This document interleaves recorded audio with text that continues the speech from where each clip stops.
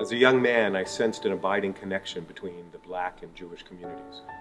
We shared a common history of oppression and persecution. Our faith and culture embraced liberation from servitude decreed by God and realized by humanity. Our pursuit of justice and intolerance of its delay or denial inspired our conscience as it impelled our action. Much of my youthful activism and a central focus of my emerging rabbinate focused on our shared past and our aspirations for a different, better future for all. Our congregation has a rich history of working with and fighting for communities of color. Temple remained on Capitol Hill when so many other Jewish institutions fled to the suburbs.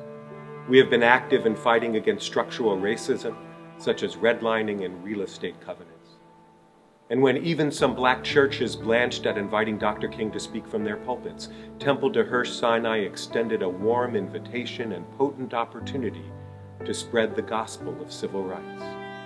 And so, it was very much in the spirit of our Jewish faith, our Reform movement, and the synagogue's history that I spoke about race this past Yom Kippur. And while I celebrated the many triumphs of the past half-century of civil rights success, I also cited some critical ways in which the original sin of racism continues to constrain us from becoming the nation that we hope to be. While an ancient affliction, racism today is different, more coded, and yet more pernicious than in the past. Today's racism requires a distinct approach, building on yesterday's achievements and envisioning tomorrow's necessities. In my sermon, and in the programs and partnerships that have followed, I called for a new Tikkun.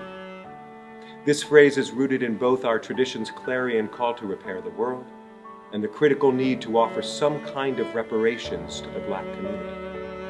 And while this is a controversial issue, let us remember the ways in which German reparations to our people and to the burgeoning state of Israel after the war restored dignity, provided for material sustenance when we needed it most, and brought a kind of just closure to an irreparable crime against humanity.